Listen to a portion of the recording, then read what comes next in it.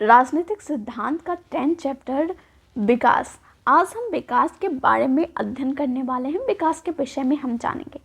जब भी आपके सामने विकास शब्द जो है वो आता होगा तो आपके मन में इस तरह के चित्र आते होंगे कि बड़े बड़े बिल्डिंग्स हैं, बड़े बड़े डैम्स हैं, वहाँ पे बहुत बड़े बड़े हॉस्पिटल्स हैं, बहुत सारी सड़कें हैं, बहुत सारे रेल हैं, एरोप्लेन्स हैं, बिजली के खंभे हैं, यही सब फिगर आते होंगे, है ना। तो हम इसमें विकास के बारे में शायद इससे कुछ हटकर भी जान पाएंगे। तो चलिए हम जानते हैं कि इस अध्याय में आखिर हमें क्या अध्ययन करना है, क्या पढ़ना है। तो इस अध्याय की शुरुआत हम विकास के सामान्य समझ से शुरू करेंगे, सामान्य समझ की चर्चा से शुरू करेंगे और देखेंगे कि विकास की जो ये सामान्य समझ है उसने क्या क्या समस्याएं पेश की हैं, क्या क्या समस्याएं पैदा की हैं। और अगले खंडों में हम जानेंगे कि इन समस्याओं का समाधान कैसे किया जाए, इन समस्याओं का हल कैसे निकाला जाए। फिर उसके बाद हम विकास के बारे में सोचने के कुछ वैकल्पिक तरीकों पर भी चर्चा करेंगे। फिर आगे बताया गया है कि जब इस अध्याय को आप अध्ययन कर लेंगे अच्छी तरीके से तो आपको किन बिंदुओं, किन बातों का अच्छी तरीके से ज्ञान हो पाएगा। सबसे पहला तो आप विकास शब्द जो है उसको आप अच्छी तरीके से समझ जाएंगे। विकास का मतलब क्या होता है आप उसको अच्छी तरीके से विस्तार पूर्वक से बता पाएंगे, व्याख्या कर पाएंगे। फिर उसके बाद दूसरा बात आप क्या जान पाएंगे, तो दूसरा बात आप ये जान पाएंगे कि विकास के प्रचलित मॉडल की उपलब्धियाँ क्या हैं। विकास के जो प्रचलित मॉडल है उसकी उपलब्धियाँ क्या हैं, उसके द्वारा क्या क्या समस्याएं पैदा की गई हैं, उसे आप जानेंगे। और तीसरा बात आप क्या जानेंगे कि विकास के जो वैकल्पिक मॉडल पेश किए गए हैं उनमें से हम कुछ एक पर चर्चा करेंगे। बहुत सारे विकास के वैकल्पिक मॉडल हैं, उनमें से हम कुछ एक पर विस्तारपूर्वक से अध्ययन करेंगे, चर्चा करेंगे। तो चलिए अब हम जानते हैं विकास का मतलब क्या होता है, विकास के अर्थ क्या होता है। तो इस अध्याय में हमें विकास के दो अर्थों को बताया है।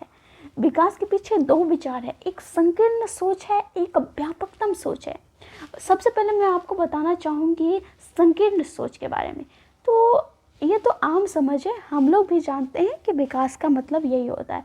विकास का मतलब है कि आर्थिक विकास में समृद्धि हो, देश का जो आर्थिक स्थिति है उसमें समृद्धि हो और समाज जो है उसका आधुनिकीकरण हो, समाज में आधुनिक सामानों का उपयोग हो।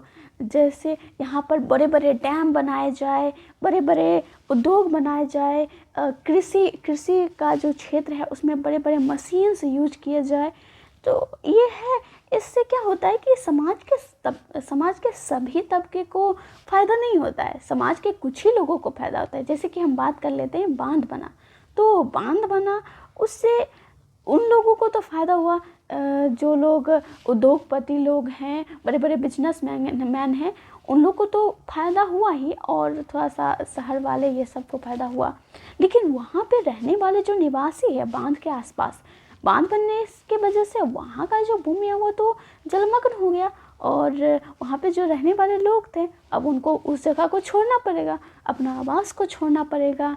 उसके वजह से उनका पेशा भी छिन जाएगा, उसका संस्कृति भी ख़त्म हो जाएगा और वहाँ पे रहने वाले जानवर का भी आवास छिन जाएगा।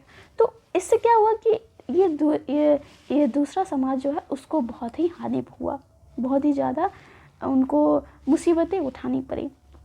तो इससे समाज के सभी तबकों को फ़ायदा नहीं हुआ। तो ये संकीर्ण सोच में आता है विकास के। अब बात हम करें विकास के व्यापकतम अर्थों की, तो व्यापकतम अर्थ में विकास का मतलब होता है उन्नति होता है, प्रगति होता है, कल्याण होता है, बेहतर जीवन की अभिलाषा होता है।